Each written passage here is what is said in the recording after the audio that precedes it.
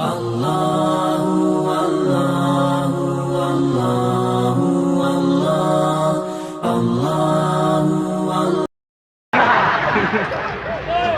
Yang dimuliakan Allah Subhanahu wa taala. Oleh sebab itu, maka ustadznya ngapai pula datang-datang kemari? Jauh-jauh dari Riau sana kemari. Ngapai dia kemari? Ini kutunjukkan KTP. Banyak duit tuh, Ustaz. Tunjukkan KTP ya. Nampak tulisan sini. Pak, minta tolong Pak. Coba baca Pak. Siapa nama saya? Nama Abdul Somad Batubara. Jangan nanti kalian fitnah. Somad ngapain jauh-jauh datang ceramah kemari? Nama aku Batubara. Mas Batubara. Pas mau ngurus surat keterangan ke Mesir dulu dari dinas pendidikan, ditanya orang, mau kemana Pak? Mau ke Mesir Pak. Sudah lama Islam gitu. La ilaha illallah. Ini bukan saudara Kosmas Batubara. Batubara di sini ini Batubara Melayu. Di Sumatera Utara sana ada namanya Kabupaten Batubara. Kabupaten Batubara itu dulu dituliskan oleh kakak saya di ijazah SD, Abdul Somad Batubara. Tapi bukan berarti orang Mandailing Batubara tak baik. Baik ulama-ulama besar di kota Makkah sana. Ada satu majelis khusus di Masjidil Haram. Siapa namanya? Syekh Abdul Qadir Al-Mandili. Syekh Abdul Qadir Al-Mandili. Lama saya berpikir, Mandili ini apa? Rupanya Mandailing Natal. Luar biasa. Ada pegawai PTPN baik betul sama saya, sayang betul sama saya. Saya heran kenapa dia baik betul sama saya. Pas saya telusuri, kenapa kau baik betul sama Ustadz abang saya jauh di atas? Kapan kita bersaudara? Aku mah tondang Ustadz Batubara. Batubara itu abang kami gitu. Tak, saya bilang saya Batubara Melayu, saya diam. Cuman pas Persatuan Mandailing ngundang, Ustadz kami Persatuan Muslim Mandailing mau ngundang Ustadz. Bisa insya Allah datang, tapi pakai bahasa Mandailing. Wah, kena sekali ini. Mau Mandailing, mau Melayu, mau Batak, mau Minangkabau, kita semua disatukan oleh satu la ilaha illallah Muhammadur Rasulullah. Oh, Ustadz Somad itu ekstrem. Dia hanya mengakui yang bersyahadat saja. Bagaimana kalau ada non muslim di sini? Orang Islam tidak pernah menyakiti non-muslim. Syarat pemimpin pertama salat, yang kedua melindungi, mengayomi semua rakyatnya. Betul? Memang dia salat, memang dia puasa, memang dia berkhitan, memang dia bersunat, tapi Nabi tak pernah bawa parang panjang. Ayo pot. Pernah ada Nabi katakan, potong semua. Siapa yang tak bersunat? Sunat. Nabi menghormati perbedaan. Syarat yang kedua, pemimpin mesti bisa menghormati perbedaan dalam bertetangga. Bertetangga dengan Kristen, boleh apa tak boleh? Bertetangga dengan Hindu Buddha, boleh apa tak boleh? Satu kantor dengan Hindu Buddha, boleh apa tak boleh? Boleh. Tapi kalau sudah masalah keadilan, masalah kepemimpinan, masalah pernikahan, masalah akidah, masalah mengangkat orang yang akan menentukan APBD kita, masalah mengangkat orang yang akan menentukan masjid kita, masalah mengangkat orang yang akan menentukan MTQ kita. Wala ana abidun ma'abatum wala antum abiduna ma'abud lakum dinukum. Harus jelas. Saya tak ingin selesai ceramah ini semua balik ke rumah membawa pisau potong cabai. Aku setelah mendengar ceramah Ustaz tadi makin keras aku sekarang. Siapa saja yang tak seagama denganku, pancung kepalanya, larikan motornya. Oh, bukan begitu. Sesama seakidah, jaga persatuan. Tapi dengan yang orang tidak seagama, mungkin kau bukan tidak seagama dengan aku, mungkin kau tidak satu akidah dengan aku, tapi kau tetaplah sama satu negara, kesatuan negara, negara kesatuan Republik Indonesia. Ini mesti dipahami dengan baik. Nabi Muhammad bertetangga dengan Yahudi, Nabi Muhammad bertetangga dengan Nasrani, Nabi Muhammad didatangi tamu dari Najran, agamanya Kristen, disambut oleh Nabi Muhammad SAW. Nabi Muhammad tidak hanya sayang kepada manusia, bukan hanya pada Yahudi, bukan hanya pada Nasrani. Nabi Muhammad melindungi semut-semut yang ada di lubang tanah. Tak perlu ada lubang. Pergi ke lubang tanah, mancing, camping, surfing, diving, tiba-tiba nampak lubang tanah, tengok kiri kanan tak ada orang, kencing situ. Jangan. Nabi melarang, haram kencing di lubang tanah. Apa sebabnya? Dalam kitab Hasyiah As-Sindi ala Sunan An-Nasai ada 2 sebab kenapa tak boleh kencing di lubang tanah. Pertama, karena lubang tanah tempat tinggalnya masakinul jin, tempat jin. Itulah mengapa banyak anak SMP diganggu jin, dikencinginya lubang tanah. Mengamuklah jin itu naik ke atas. Akhirnya anak-anak itu kemasukan setan. Bacakan ruqyah. Allahu la ilaha illa huwal hayyul qayyum la ta'khudhuhu sinatun wa la nawm. Kenapa kau ganggu anak kami? Kenapa kau ganggu? Dikencinginya rumah kami. Kenapa kau ganggu anak kami? Celana kami dipakainya.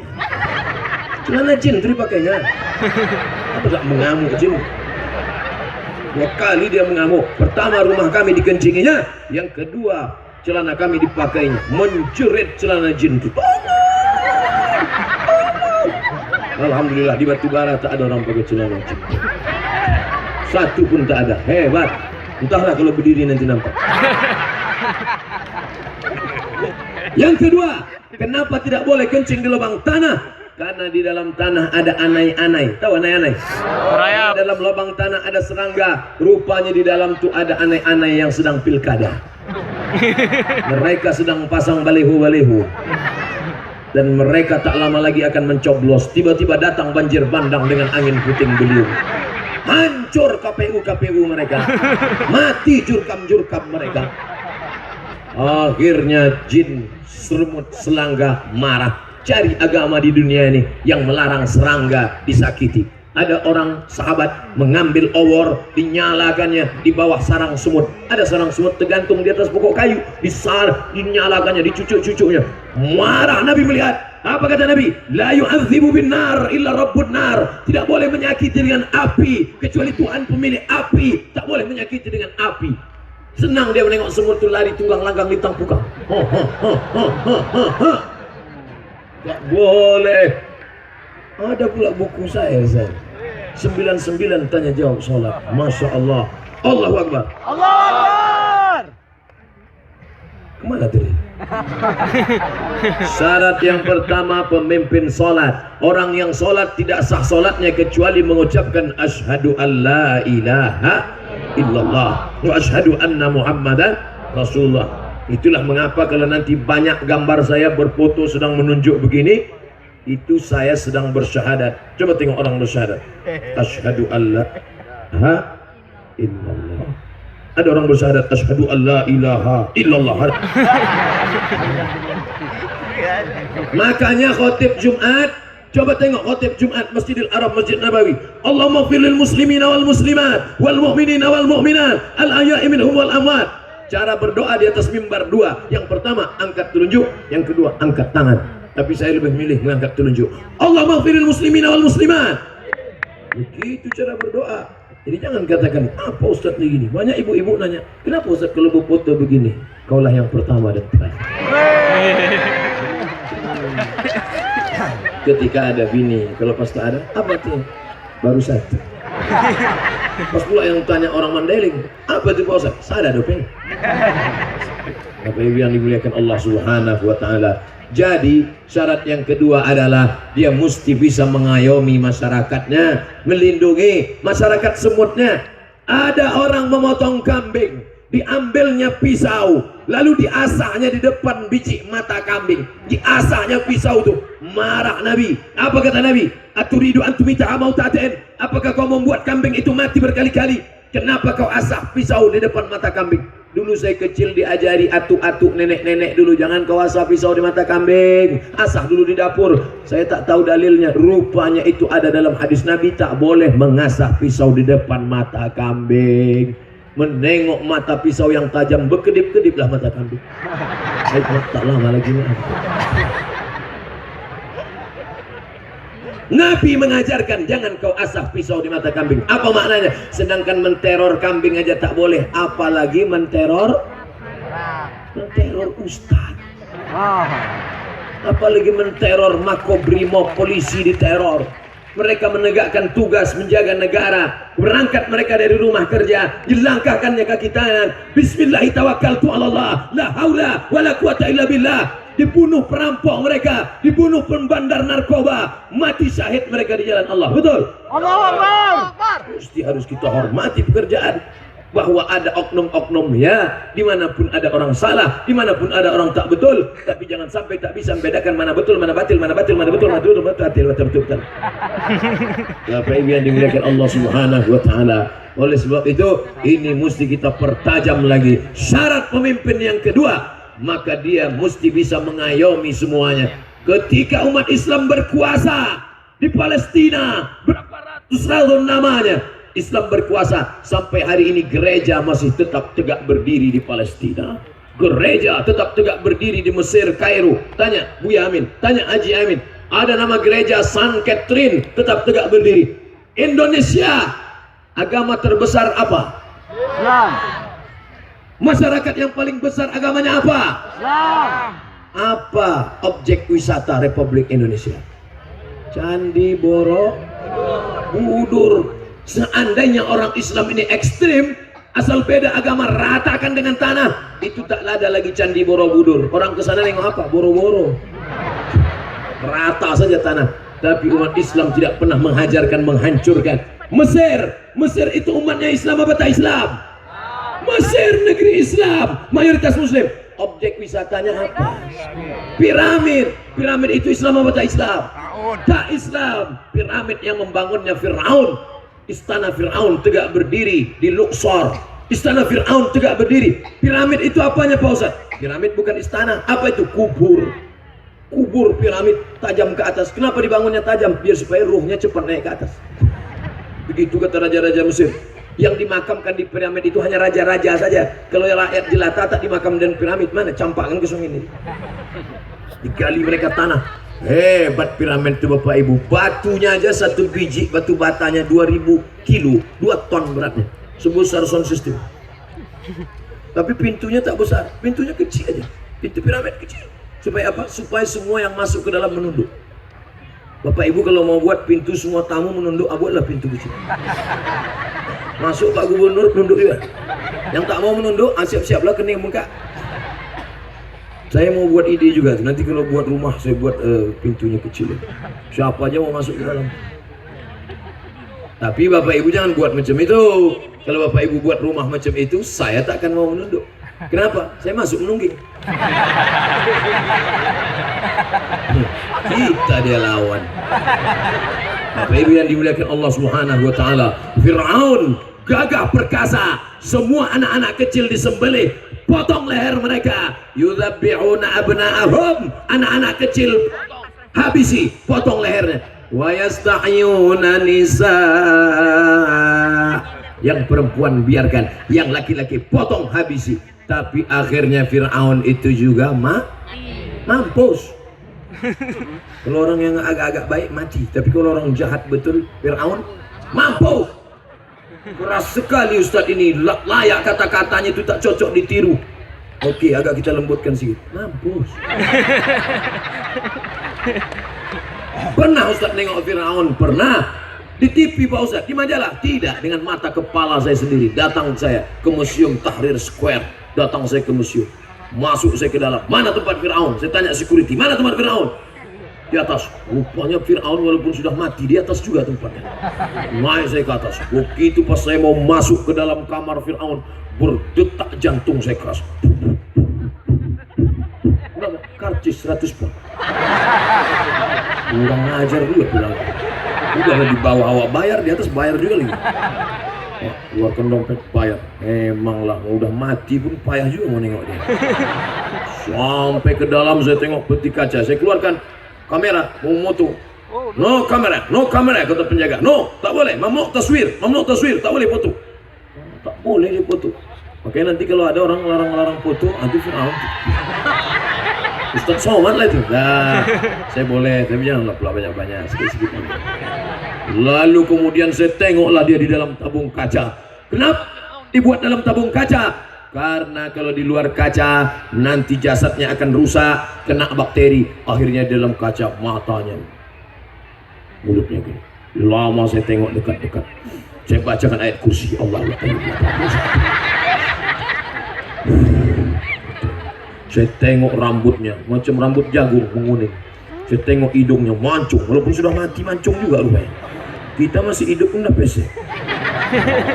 Saya tengok kulitnya, saya tengok kukunya, kuku kakinya saya tengok. Mohon maaf Pak Ustadz, ini pertanyaan agak sensitif sedikit ya. Fir'aun tuh pakai celana dalam? Pakai. Pakai Bu. Jangan nanti Bu pergi ke Mesir kecewa. Sampai kami ke Mesir rupanya pakai anduk deh Pak Ustadz. Padahal kami tengok tuh Pak Ustadz. Tengoklah dia, ya Allah, ternyata penguasa-penguasa yang bukan karena Allah hancur binasa. Tapi kalau kau punya kekuasaan untuk menolong agama Allah, kau akan kekal abadi. Betul? Penguasa yang karena Allah akan kekal abadi. Penguasa yang karena ulah akan mati bersama Fir'aun. Beda tipis, karena Allah, karena ulah, karena ulah, karena Allah. Mana penguasa yang karena Allah? Istana Maimun. Di depan Istana Maimun ada masjid. Apa nama masjidnya? Masjid Al-Masud. Dibangun oleh Sultan Melayu. Sampai hari ini tegak berdiri. Orangnya sudah mati, meninggal dunia. Jasadnya tak nampak lagi di atas permukaan bumi. Tapi setiap orang yang sholat di sana, setiap orang yang sholat di sana mengalir pahalanya. Begitu jugalah orang-orang yang punya kekuasaan. Tapi di batu bara, Masya Allah, jangankan punya kekuasaan, dia tak punya kekuasaan, tapi dia bisa membuatkan sekolah. Ini dia, apa nama sekolah? Lupa pula, tengok lu. Pondok Darul Quran, Desa Titip Payung, Kecamatan Air Putih, Kabupaten Batubara. Allahu Akbar. Tak ada deh kekuasaan, duit pun tak ada, tapi bisa dibuat deh. Datang permintaan kepada Al-Mukarram Haji Abdul Somad, harap saya tadi sempat pucat juga tadi. Yang paling saya khawatirkan tadi kepada Abdul Somad supaya meletakkan batu pertama. Nah, itu saya takutkan, karena beberapa masjid yang saya buat batu pertama sampai sekarang tak siap-siap. Asal masjid saya buat batu pertama tak siap, trauma saya, malu saya asal lewat situ. Masuk lewat saya tutup muka saya, tutup pakai helm. Takut saya diajaknya singgah. Ustadz, ya gini loh Ustadz yang letakkan batu itu. Tengok terbongkar. Makanya kalau ada tadi, andai tadi ada disuruh meletakkan batu pertama, tak mau saya. Untungnya diminta tanda tangan. Apa nih saya tanya? Tanda tangan. Tanda tangannya lah. Mana?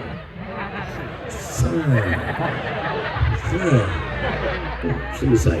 Nanti rupanya keluarga pesantren Darul Quran ini masuk surga, dipanggil Allah Ta'ala kepada seluruh keluarga besar pesantren Darul Quran masuk ke dalam surga. Semua mereka masuk ke dalam surga.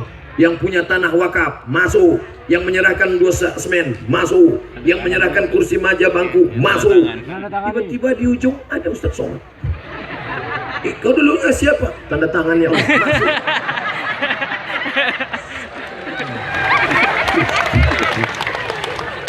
Mana lagi? Kalau ada mau tanda tangan kasih sini. Bapak Ibu yang dimuliakan Allah SWT, apa maknanya? Yang ketiga, pemimpin mesti menolong agama Allah. Ustadz Somad ceramah aja, bangunlah masjid, bangunlah pesantren. Tapi kalau orang punya kekuasaan bicara, bangun masjid, tegak langsung masjid. Tanda tangannya tengok kemana arahnya. Kalau ke atas 5 menara berdiri. Kalau agak ke bawah itu WC itu. WC kan ke bawah, mana ada orang berak ke atas. Bapak Ibu yang dimuliakan Allah Subhanahu wa Ta'ala, oleh sebab itu syarat yang pertama salat. Syarat yang pertama salat. Syarat yang kedua apa tadi? Mengayomi semuanya. Syarat yang ketiga menolong agama Allah. Sebelum Nabi Muhammad SAW berkuasa di kota Madinah, masjid tak ada berdiri. Masjidil Haram memang sudah ada sejak zaman Nabi Adam alaihissalam, Ka'bah sudah ada.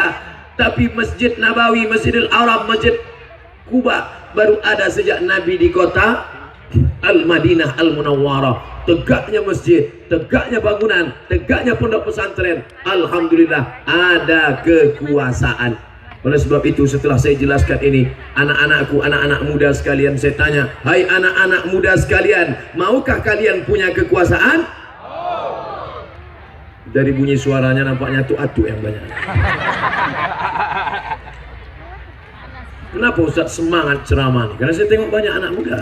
Kalau orang-orang tua aja, saya rubah judul ceramah. Duduk saya pakai kursi. Jamaah sekalian, judul kita siang ini adalah bagaimana menghadapi sakaratul maut. Tapi karena anak-anak muda bangkit semangat kita. Kalian yang sekarang, saya pernah ceramah di depan 5 gubernur. 5 gubernur depan saya. Gubernur BEM. Nanti 3 jam udah. Badan Eksekutif Mahasiswa. Dari mana kau? Fakultas Ekonomi. Ente Visipol Pak. Apa itu? Fakultas Ilmu Sosial dan Politik. Ente Paper Tapet Pak. Apa itu? Fakultas Pertanian dan Peternakan. Kau dari mana? Saya dari Fakultas Agama Islam Pak. Mantap. Apa cita-cita kalian ke depan? Mau jadi PNS. Mati aja lagi. Bercita-cita lah jadi pemimpin. Betul? Jadi bupati, jadi wali kota, jadi gubernur. Itu yang bisa menolong agama Allah Subhanahu wa ta'ala. Kalau untuk diri sendiri tak perlu. Untuk diri sendiri bisa pergi ke Makkah, bisa menyekolahkan anak, bisa menikah, bisa nikah sekali lagi. Tak perlu jadi bupati, jadi tukang bubur ayam aja bisa cukup. Kalau tak percaya tanya Haji Muhyiddin. Muhyiddin tuh. Saya sebetulnya baru tahu sama Haji Muhyiddin ini baru tadi malam. Selama ini benci betul saya sama Haji Muhyiddin. Asal gue tengok TV naik setan gue nengok. Iya, udahlah mulutnya kasar ngejek-ngejek orang. Bininya pula cantik itu. Oh merci. Tapi begitu jumpa aslinya rupanya orangnya baik. Baik orang. Saya udah foto sama dia tuh malam. Dia ada saya simpan. Begitu saya update status aku dengan Haji Muhyiddin, Masya Allah. Saya yakin banyak naik rating saya dengan Haji Muhyiddin. Tarik ke depan Ustaz. Tarik ke depan dia. Siapa? Pak Haji Muhyiddin. Kalau dia maju ke depan nanti hilang selama saya. Saya megang mikrofon, saya udah bintangnya sekarang. Nanti udah agak-agak mau habis suara baru saya suruh sama Sultan Jorgi. Masih cas lagi nanti. Saya yakin, saya tahu Bapak Ibu mau nunggu mereka. Paham saya itu. Dan terlalu sering panggil mereka, merajuk pula saya nanti. Syarat pertama, pemimpin sholat. Syarat kedua, mengayomi. Syarat ketiga, menolong agama. Kalau engkau tidak memilih pemimpin yang menolong agama Allah, maka engkau akan dipimpin oleh orang yang tak peduli pada agama Allah. Kalau kau memilih pemimpin yang tak peduli pada agama Allah, kalau kau memilih pemimpin yang tak peduli pada agama Allah, kau berikan suaramu, maka engkau akan dipimpin oleh orang yang melecehkan agama Allah. Betul? Bagaimana cara kami mengangkatnya Pak Ustaz? Dengan ambil paku. Ya paku payung. Aku yang agak besar lah 10 inci. Cucu. Ingat tanggalnya. Ingat tanggal berikut.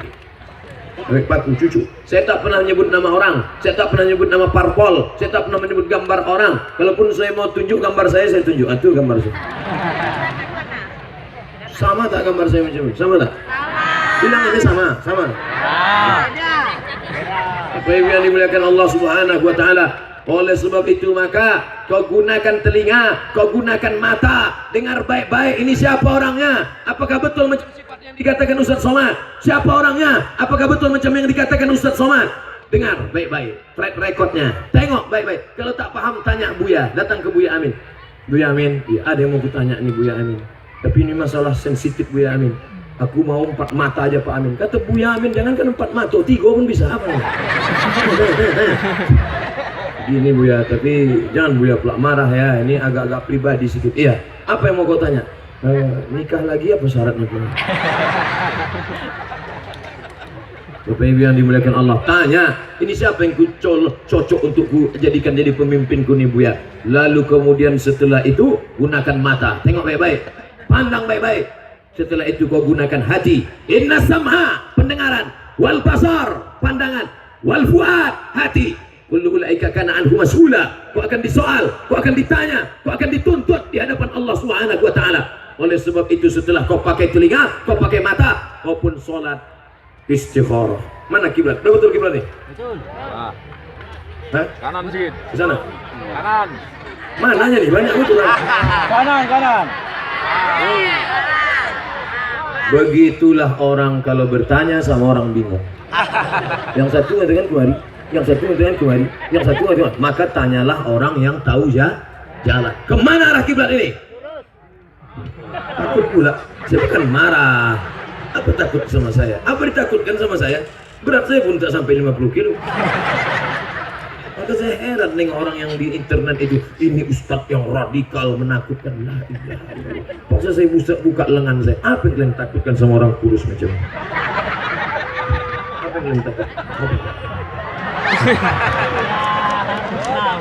Ini saya tunjukkan di tangan nih supaya nanti waktu salaman jangan sakit hati kalau saya tak salam. Takut tanggal. Lem. Maka tanya kepada orang yang tahu jalan. Kalau kau tanya kepada orang yang tak tahu jalan, kau bingung. Satu mengatakan kiblat sana, satu mengatakan kiblat sana. Tanya kepada orang yang tahu jalan. Ini kiblatnya.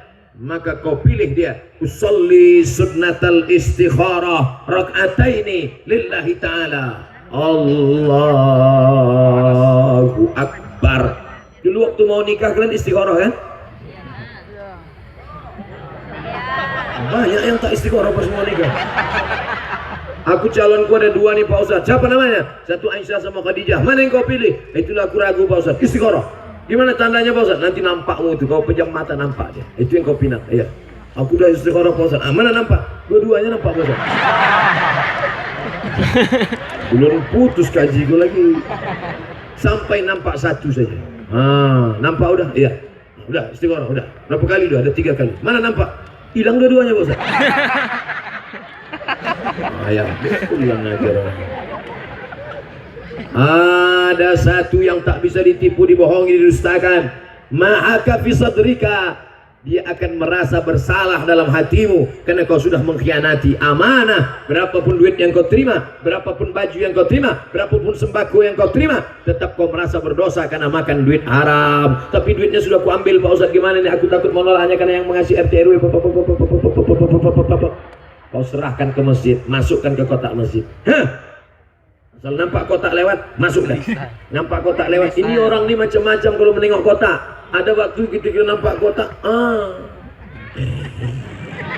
asal dah dekat kotak mulai dia mengantuk. Asal dah agak lewat kotak,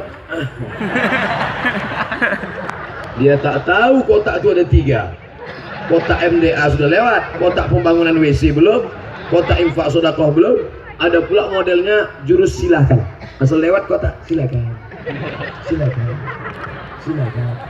Kalau ditanya orang, kau kenapa tak nyumbang? Dompet ketinggalan. Bapak Ibu yang dimuliakan Allah Subhanahu wa taala. Oleh sebab itu, ini menjadi perhatian kita bersama. Syarat yang pertama, salat. Syarat yang kedua, mengayomi masyarakat. Syarat yang ketiga, menolong agama Allah. Syarat yang keempat, hidupnya bersahaja, tidak menturutkan hawa. Apa yang diperturutkan hidup ini? Hidup biasa-biasa aja. Orang bertanya, Ustadz kenapa tak pakai jubah kebesaran? Saya tak menyalahkan bapak yang berjubah. Jubah itu sunnah, bagus. Kenapa Ustadz tak pakai jubah? Saya ini kan larinya jalannya cepat-cepat. Ini nanti turun dari sini cepat-cepat masuk mobil. Kalau pakai jubah takut saya terangkup. Maka saya pakai. Kenapa Ustadz tak pakai sorban di kepala? Pakai sorban sunnah, bagus pakai sorban. Saya pakai dapat ijazah sorban dari siapa? Sayyid Ahmad. Sayyid Ahmad dari siapa? Dari Sayyid Muhammad. Sayyid Muhammad dari siapa? Dari Sayyid Abbas. Sayyid Abbas dari siapa? Dari Sayyid Alawi. Dari Sayyid Alawi siapa? Al-Hasani Al-Maliki sampai kepada Sayyidina Al-Husain, sampai kepada Sayyidina Ali, sampai kepada Sayyidina Muhammad sallallahu alaihi wasallam. Dipasangkannya di atas kepala saya sorban. Tapi kenapa tak saya pakai? Saya orangnya cepat kepanasan, berkeringat. Maka saya tak pakai. Saya pakai peci aja. Peci. Itu pun peci saya biasanya berlubang di atas. Tapi kan ada yang ngasih peci batu bara, belum. Dah KTP batubara, peci batubara, tak juga lagi yakin orang di batubara. Aku belah nanti. Tertulis Kabupaten Batubara. Bapak Ibu yang dimuliakan Allah Subhanahu wa taala. Nah, lalu kemudian apa lagi selanjutnya? Inilah dia kepedulian bersama kepada kita semua. Yang terakhir, yang kelima, apalah lagi yang kita pilih pemimpin ini? Hidupnya bersahaja, tidak berlebih-lebihan, tak memperturutkan hawa nafsu. Sebelum menjadi memang sudah kaya, memang banyak hartanya. Jangan sampai sebelum jadi tak punya apa-apa, setelah jadi baru semuanya dia punya. Dari mana dia dapat? Apakah mungkin datang malaikat membawakan emas? Tak mungkin. Allah punya kuasa Pak Ustaz. Innama amruhu idza arada syai'an ayyakula lahu kun. Tapi kan ada masuk akal. Berapa gaji bupati? 6 juta. Gaji pokoknya itu. Itu maka saya tak mau jadi bupati. Cuma 6 juta gaji pokok. Tapi ada uang tunjang, uang sikut, uang sipak, uang sunduk. Macam namanya. Bapak Ibu yang dimuliakan Allah Subhanahu wa taala. Biasanya kalau kertas sudah datang begini, itu artinya ceramah saya sudah lebih dari 1 jam. Kan betul? Tadi saya mulai jam 9 kalau tak salah. Sekarang jam 10. Tenang, ini lebih lama dari ceramah lagi. Tenang.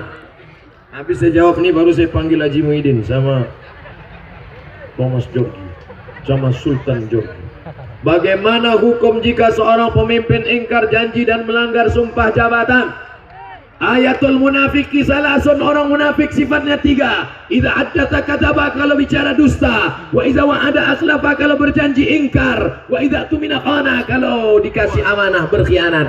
Maka dia tempatnya di mana? Innal munafiqina fid darkil asfali minan nar. Orang munafik tempatnya kerak api neraka. Jangan pilih orang yang ingkar janji. Sedangkan janji kepada Allah saja dia ingkar, apalagi janji kepada DPR provinsi, DPR pusat, DPR buah pusat. Kita yang memilih itu semua, betul? Mereka duduk di sana, 3.000 suara. Mereka duduk, 3.000 suara. Ini berapa ini? Ada 3.000 nih? Hah? Politikus kalau udah menengok ini, mak ini 3 suara nih katanya. Ini 3 kursi nih katanya. Wah ini walaupun tak dapat 1 kursi, paku-pakunya dapat nih katanya.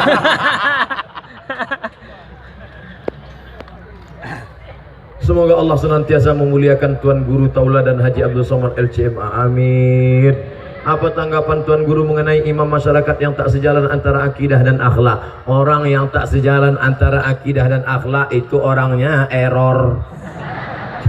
Kalau akidahnya benar, pasti akhlaknya betul. Kalau benar akidahnya, Allahnya benar. Kalau ada orang mengaku akidahnya benar tapi masih korupsi, berarti menyalah akidahnya. Korupsi itu kan haram, ditengok oleh Allah. Padahal kita diawasi, bukan CCTV, kita diawas oleh Dia. Siapa yang mengawasi Dia? La ta'khudhuhu sinatun. Itulah maka kita disuruh puasa. Pada saat puasa, masuk kamar mandi, tutup kunci pintu kamar mandi, tengok kiri kanan atas, tak ada orang, ambil air, teguk agak 3 teguk. Ada yang mau minum air kamar mandi? Buka peci, masukkan kepala ke dalam bak. Habis itu keluar, kering-keringkan. Pas mau keluar, keringkan ini. Habis itu merengkan kepala, buat agak lemas. Puasa kau? Iya, aku udah mau mati. Orang yang akidahnya benar, pasti amalnya benar, betul? Siang Ramadan, ada orang nelpon ibu, Bu, kabarnya si Anu sudah hamil 3 bulan, gak punya suami, gak punya. Stop, jangan bicara aib orang. Ibu semuanya takut bicara aib orang waktu sedang puasa, betul? Karena sedang diawasi Allah. Jangan cerita aib orang, berhenti, jangan riba, jangan namimah, jangan adu domba, stop. Jangan. Jadi gimana? Nanti habis maghrib kita lanjutkan. Begitu dalam kecintaan saya keluarga terhadap Ustadz, tanpa mengurangi rasa cinta kepada Nabi Muhammad SAW. Almar'u ma'aman ahab, orang akan bersama dengan siapa yang dia cintai, saudaraku. Kalau kau cinta kepada aku, kita akan bersama dengan orang yang paling kita cintai semua, Sayyidina wa Maulana Muhammad sallallahu alaihi wasallam. Sallallahu ala Muhammad sallallahu alaihi wasallam. Sallallahu ala Muhammad sallallahu alaihi wasallam. cintalah kalian kepada orang karena orang itu mencintai Muhammad sallallahu alaihi wasallam.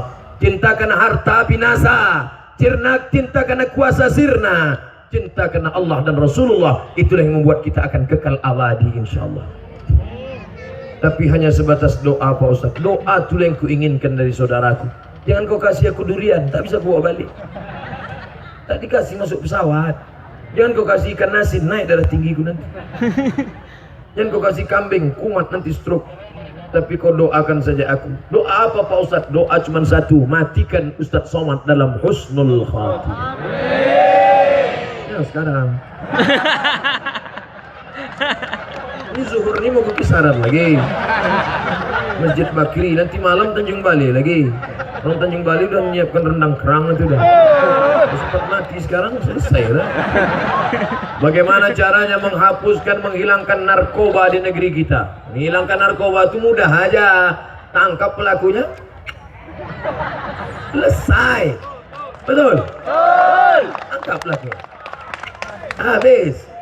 Janganlah pakai ada orang tangkap sama Pak Polisi, ditangkap sama anak buah Pak Polisi, ditendang, disipak. Kebetulan kaptennya orang Jawa. Ojo dikeplai.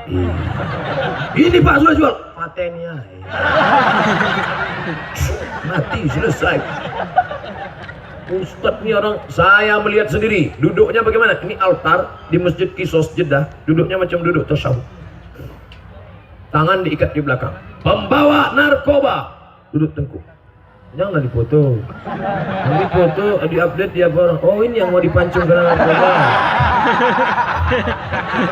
Ya, langsung saya menengok Algojo pakai kacamata hitam. Yang jalan aja Algojo ini jalan. Saya mana menengok dengan mata kepala saya sendiri. Jalan dia begitu saja dipancungnya. Sekali pancung putus. Muncrat darah tuh merah altar. Datang semprotan pemadam kebakaran, bersih. 3 sekali saya tengok pancung. Balik dari situ 2 hari saya tak lalu makan. Ternyata hukum pancung itu luar biasa Bapak Ibu. Di dunia ini ada 3. Pertama pancung, yang kedua tembak di tangkai jantung, yang ketiga pancung, tembak, apa lagi? Bantu. Patah leher.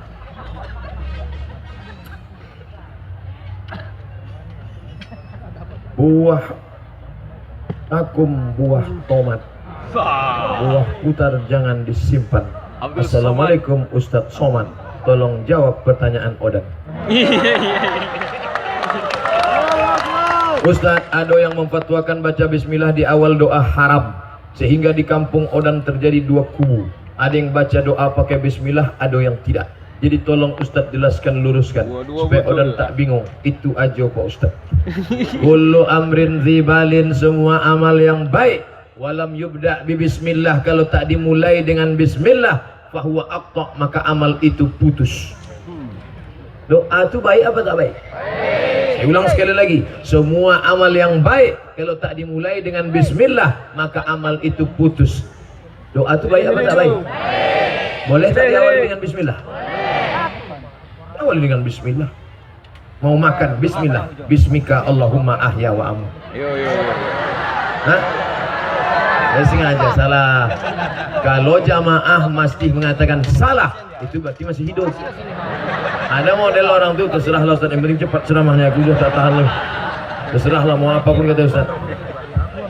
Mau masuk ke kamar mandi, WC kotor busuk, tetap menyebut nama Allah. Allahumma inni a'udzubika minal khubuthi wal khaba'is. Maka minta kepada Allah dengan menyebut nama Allah Subhanahu wa ta'ala. Semoga Ustaz dalam lindungan Allah, amin. Saya dari Istana Datuk 5 Laras Tanjung Tiram. Masya Allah, hukum makan riba, sebab ada sebagian ulama berpendapat seringan riba hukumnya seperti berzina dengan ibu kandung. Apa dalilnya Pak Ustaz? Dalilnya hadis Nabi, lebih baik serendah-rendahnya zina adalah macam apa? Orang yang datang kepada ibu kandung, maaf, na'udzubillah, tak layak saya sebutkan ini. Videonya sudah ada di internet tentang ceramah saya bahwa orang yang makan riba, pinjam 100 juta bayar 120, riba. Pinjam 10 juta bayar 1.200.000, riba. orang yang makan riba 5. Pertama, diambil duit riba dibelikan ke beras, beras masuk ke rice cooker jadi nasi, disuap. Allahumma barik lana fima razaqtana wa qina azabannar. Yummy. Berubah darah, berubah nasi menjadi darah, darah membalut daging, daging membalut tulang. Ayyuma lahmin nabata min haramin, setiap daging yang membalut tulang dari yang haram, fannaru aulabi, tempatnya api neraka jahanam. Daging. Ini di depan saya ini daging sama tulang, tulang sama daging. Tapi kalau dia tumbuh dari yang haram, tempatnya neraka jahanam. Jangan sampai di akhirat nanti kita ditimbang. Abdul Somad, berat engkau 50 kilo, yang halal 20 saja. 2. Makanan haram menyentuh lidah. Habis itu kau pakai doa, Allahumma hadina fi man hadait wa afina fi man afait. Doamu tak diterima. Kenapa? Karena lidahmu makan haram, matamu haram, makanan haram membuat lidah tak dikabulkan Allah doanya. 3. Darah masuk ke dalam jantung, jantung menyembur naik ke otak, otak menjadi hitam gara-gara makan haram. Nasiatin kazibatin khati'ah, otakmu hitam kotor gara-gara makan haram. Yang 4, duit haram dikasihkan ke anak yatim, duit haram dikasihkan ke fakir miskin, duit haram, makan haram. Apa yang terjadi? La yaqbalu illa tayyiban, innallaha tayyibun, Allah maha suci, tak menerima kecuali yang suci-suci saja. 5. Duit haram dibawa ke Makkah, menangis di pintu Ka'bah, labbaik Allahumma labbaik, labbaik Allahumma labbaik. Apa kata malaikat? La labbaik, la labbaik, wala sa'dai. Kau tak dapat haji mabrur, zaduka haram, karena kau berangkat dengan uang haram. Pak Ustadz sering mengeluarkan pendapat Ibnu Taimiyah, sedangkan dia di luar dari Ahlus Sunnah wal Jamaah. Bagaimana pendapat Pak Ustadz? Ibnu Taimiyah tokoh kontroversial. Al-Azhar Mesir, tempat saya belajar, memasukkan Ibnu Taimiyah dalam kelompok ulama, tapi ada beberapa pendapatnya yang keluar dari Ahlus Sunnah, yang keluar dari 4 mazhab. Saya pakai Al-Azhar. Tanya Buya Amin kalau tak percaya sama saya, bahwa Ibnu Taimiyah dipakai beberapa pendapatnya, dan saya memakai pendapat Ibnu Taimiyah yang, coba tengok kapan saya mengutip pendapat Ibnu Taimiyah. Contoh, membaca Yasin, baca Quran, pahalanya sampai apa tak sampai pada orang mati? Sampai. Dari mana Ustaz kutip? Saya kutip pendapat Ibnu Taimiyah dalam kitab Majmu' Fatawa. Kenapa pendapat itu yang Ustaz pakai? Kenapa tak pakai pendapat lain? Karena yang banyak menolak ceramah itu sekarang orang-orang yang mengaku mengikut pendapat Imam Ibnu Taimiyah. Saya ingin menunjukkan, imam kalian yang selalu kalian ikut itu pun mengatakan sampai. Kenapa kalian mengatakan tak sampai? Betul. Itu tujuannya. Pahami dengan baik. Ustaz marah? Enggak, memang setelannya begitu. Bagaimana hukum pemindahan masjid karena pembangunan jalan tol? Umar bin Khattab memindahkan masjid Kufah, Irak, ke tempat yang lain. Kenapa? Karena tempat ini strategis untuk pasar. Maka boleh memindahkan wakaf dengan syarat dari tempat yang kurang baik kepada yang lebih baik, dari tempat yang biasa-biasa kepada yang tempat lebih strategis. Diatur dalam Undang-Undang Wakaf Republik Indonesia. Kalau macam-macam dengan wakaf bisa dituntut ke pengadilan. Itu sudah ditetapkan oleh lembaga anggota legislatif kita. Ada undang-undang wakafnya tentang wakaf Indonesia. Saya ingin bertanya, bagaimana pendapat Pak Ustadz mengenai awal puasa Ramadan yang berbeda-beda di kalangan masyarakat Indonesia? Di Mesir tidak pernah ada perbedaan, yang mengeluarkan fatwa mufti Mesir, besok puasa, tak boleh ada melawan. Maroko, la yuftin nas hatta yuftil malik, tidak boleh orang mengeluarkan fatwa sebelum Raja Sultan Muhammad VI mengeluarkan fatwa besok puasa. Kerajaan Siak Sri Indrapura dulu sebelum Indonesia merdeka mengeluarkan fatwa. Kerajaan Melayu Delhi mengeluarkan fatwa, nama muftinya Syekh Hasan Maksum, pendiri salah satu tokoh Al-Jamiatul Wasliyah, besok puasa. Maka tak boleh orang berfatwa kecuali mufti yang mengeluarkan fatwa. Kita sekarang, siapa mufti kita? Ati Allah, taat pada Allah, wa ati'ur Rasul, taat kepada Rasul, wa ulil amri minkum, ikuti Majelis Ulama Indonesia yang diputuskan oleh Komisi Fatwa. Nanti hari Rabu malam Kamis diumumkan Menteri Agama berdasarkan penampakan anak bulan dari teropong yang dipasang dari mulai ujung Indonesia sampai ke Papua, maka dengan ini ditetapkan besok puasa. Maka kita ikuti itu saja. Ati Allah, atiur Rasul, wa ulil amri, para ulama yang dipercaya ilmunya, yang punya pengetahuan. Jangan ikut orang sembarangan. Aku sudah menengok anak bulan, nampak aku tadi anak bulan. Betul bapak nengok, iya, mana dia? Itu rupanya bulu matanya gugur.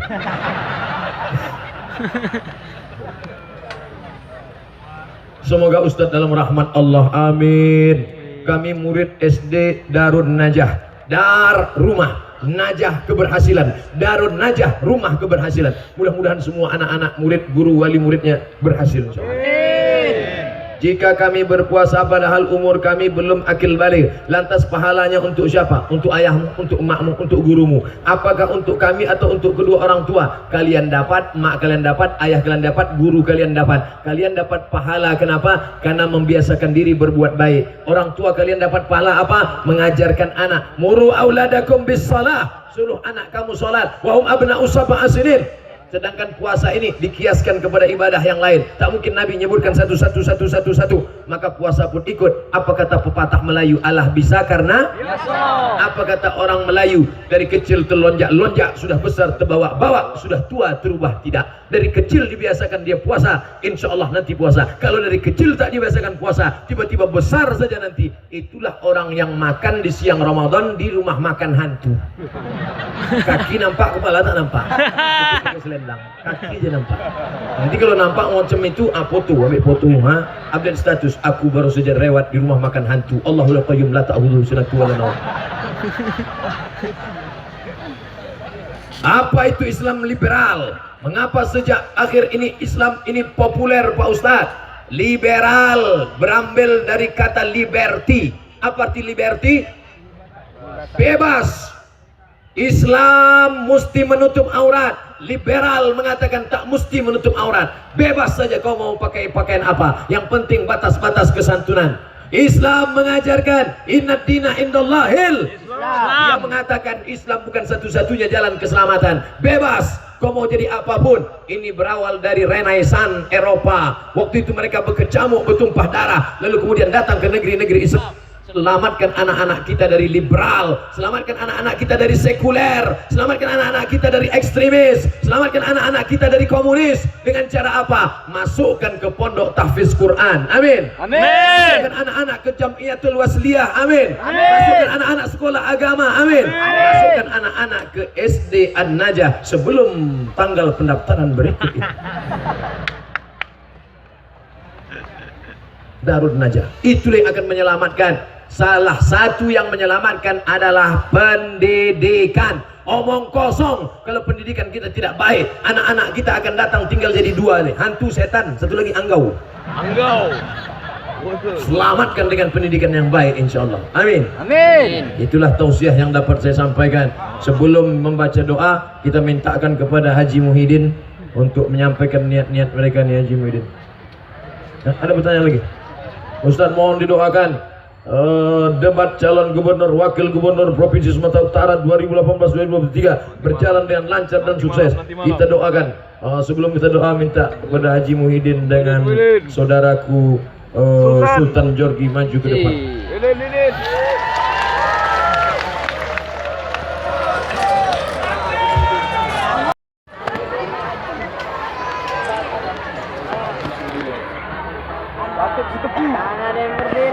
Nah, apa kesan-kesan Haji Muhyiddin melihat masyarakat Sumatera Utara, bil khusus Batubara nih Haji Muhyiddin?